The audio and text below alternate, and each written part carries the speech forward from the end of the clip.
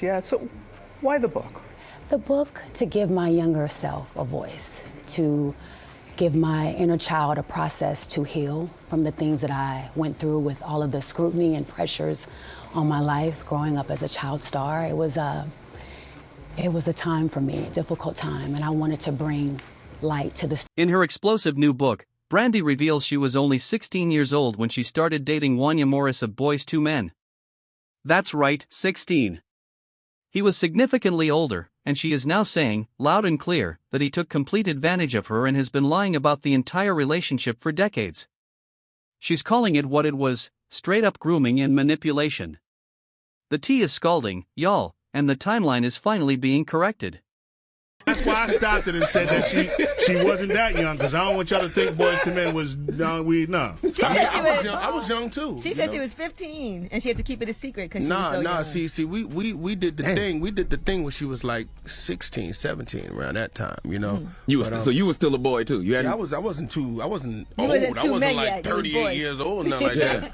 I was old enough to. She was old enough to get it. Let's not forget that cringy moment when Wanya himself went on record saying Brandy was old enough to get it at 16, and people were actually laughing. But hold up, pause the music for a second. Wasn't Sonia Norwood, Brandy's own mother, the one who introduced her daughter to Wanya in the first place? Wasn't she the one who practically handed her over? Because let's be real, Wanya Morris has said on multiple occasions that Sonia fully approved of their relationship. So the big question on everybody's lips right now is, who are we really supposed to blame here? With all these new details coming straight from Brandy's memoir, heavy hitters like Wendy Williams and many others are stepping up and saying it loud: Sonia Norwood does not get a pass. A lot of people are pointing the finger directly at her, claiming she is responsible for so much of what Brandy endured. Here's the thing that's blowing minds: for years, both Brandy and Wanya swore up and down that nothing romantic or physical happened until Brandy turned 18. But in this memoir, Brandy is shattering that lie into a million pieces. She writes that the relationship actually began back in the 1990s when she was just 16 and Wanya was in his early 20s. He started calling her constantly, checking in, playing the role of mentor, advisor, big brother, confidant, you name it. He became her emotional anchor. Then, after Brandy opened for Boyz II Men on their massive world tour, everything changed. The two of them grew dangerously close, and Brandy now openly calls it an inappropriate relationship.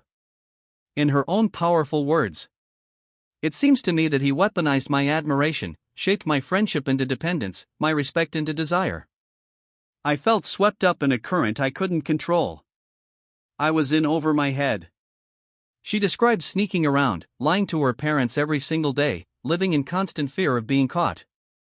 Her parents barely approved of her dating anyone, so telling them the truth was completely out of the question. But it wasn't just about disappointing her mom and dad. Brandy says she and Wanya both understood with diamond-cut clarity that if the public ever found out, it would spark a massive scandal and destroy everything they had worked so hard for. So they created an elaborate public fiction. They would pretend to be patient and claim they were waiting until her 18th birthday before making anything official. Brandy goes deep into the details, how Wanya would constantly emphasize her age every single time they were together.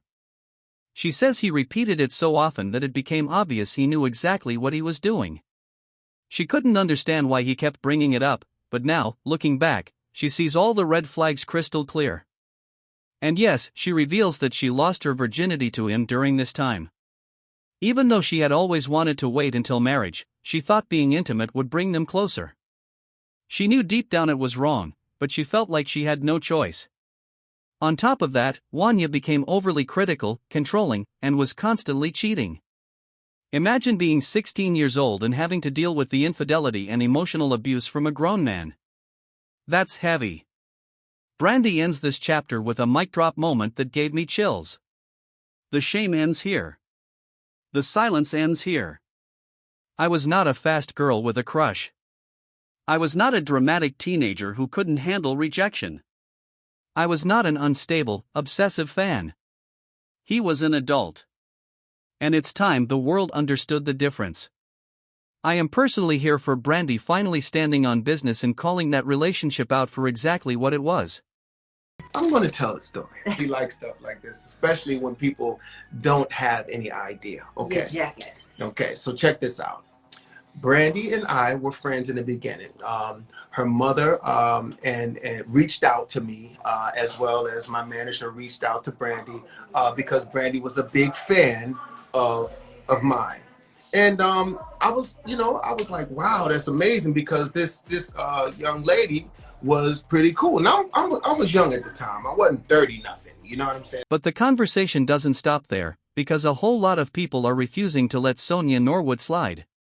Sonia was the one who originally reached out to Wanya because Brandy was such a huge fan. She put her daughter under his wing, made her his protege, and according to Wanya himself, she fully supported their intimate connection once Brandy was supposedly old enough. He claims he introduced Brandy to countless A-list artists. They spent tons of time together, and their bond only grew stronger with Sonia's blessing. So Brandy and I were really, really close. Once she turned of age, we had been hanging around each other so much. We've been hanging around each other so much that there became to be some sort of connection, an intimate connection. We actually fell in love. Of course, nobody bought that story even back then. People who were around at the time knew the truth. The relationship started way earlier. And if that wasn't enough, Wanya was allegedly having an affair with Adina Howard while still involved with Brandy, then stood by and watched her career get destroyed because of him. Even now, with Brandy denying her mom knew everything, the public is saying Sonia definitely knew. And if we're going to cancel Wanya Morris, we have to cancel Sonia right along with him. Don't forget Brandy also had that whirlwind relationship with Robert Big Bert Smith. They got married fast, announcing a baby in 2002 while she was still very young, but years later Robert revealed in a 2004 interview that they were never legally married. He said the entire wedding was a fake orchestrated by Sonia Norwood purely to protect Brandy's public image. Because for Sonia, it was always about the image, never mind the reality. A lot of voices are now saying Sonia should be held responsible for everything Brandy went through, especially since the toxic early relationship with an adult may have set off a domino effect of trauma. Music builds, serious tone. For reference, Brandy battled severe eating disorders for years. In her 2012 VH1 Behind the Music, she opened up painfully. I wanted to be so thin. That was my main thing. So I started not taking care of myself, not eating properly, not eating at all, diet pills, regurgitating, and all of these things that girls do. People don't understand that being the hottest star or making the most money does not mean anything. I was making so much money. I was omnipresent and I was probably the unhappiest teenager in the world. She dropped from 125 pounds down to 105 pounds, weighing herself every 5 minutes, terrified of gaining even an ounce. She told Oprah that even though everyone complimented how great she looked when she was that thin, her insides were absolute hell. In the fall of 1999, she was hospitalized after her mother found her dazed and severely dehydrated because she was barely eating anything. Sonia may not have directly told her to starve, but the word on the street has always been that the intense pressure Sonia put on Brandy to be perfect, to maintain those insane Hollywood body standards, is what pushed her to that breaking point. Monica and Brandy are here. Yes. Oh, Yes, Monica yes. and Brandy. The adult version. Oh, the grown-up version. You know what I'm saying? We couldn't come in here in 98 and do this, so it's good that we can do it now. Hell no. Y'all would probably killed each other back then. I remember. And then she would have blamed everything on me. Oh, I hate. She would have been like, she attacked me. That's how she does me. Let's keep it 100. She probably did, right? It was probably her. I've said I'm sorry. No, stop. And it doesn't stop at her body image. There are multiple reports claiming Sonia was also behind all the industry beefs Brandy had. Sonia supposedly put it in Brandy's head that she was better than all her peers and that everyone was trying to steal her shine. First, Sonia did not like Countess Vaughn. Even though Brandy actually liked her, Sonia convinced her that Countess was out to get her. That tension exploded on their show. Brandy eventually demanded Countess be removed after being pushed by her mother. When producers spun Countess off into the Parkers, which became a huge hit, Brandy's family reportedly had issues with it getting better ratings than Moesha, and the feud only got worse. Then there was the long-running drama with Monica. They made headlines in 1998 after allegedly jumping each other at the VMAs rehearsals. Reports said Brandy gave Monica a black eye, but their teams denied it. Years later in 2012, when they collaborated on It All Belongs to Me, they finally admitted on Angie Martinez's show that the fight really happened. And according to the streets, that entire beef started because Sonia convinced Brandy she was superior to Monica. There was even beef with Aaliyah that most people never knew about. Brandy reportedly made comments about Aaliyah's image being too grown, saying her own mother would never approve of that kind of look. People who were around them back then say Brandy talked trash about both Aaliyah and Monica for liking older men and being too grown for their ages. The irony is deafening, right? Because Brandy herself was in that exact situation with Wanya. And here's where it gets really messy. Some people claim Sonia turned a blind eye to the Wanya relationship because Brandy was paying all her bills. She allegedly let her daughter do whatever she wanted just so she wouldn't get cut off financially. Back in her radio days, Wendy Williams knew exactly how these industry dynamics worked. But many are saying she stayed quiet about Brandy's situation because Sonia was too powerful and too aggressive to go up against. Wendy wasn't clueless, she just knew which battles could cost her everything. Even now, without her show, Wendy still has an opinion, and she's one of the loudest voices saying Sonia should be held accountable. She was always fond of Brandy, had her on the show multiple times, and was one of the first to call out that fake marriage. So the narrative is flipping, family.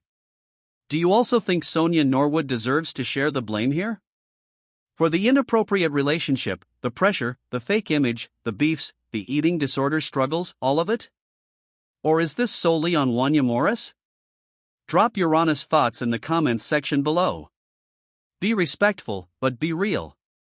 Hey, thank you for rocking with me on this deep dive. If you're not already subscribed, hit that button, turn on notifications, and let's keep spilling this truth tea together in 2026.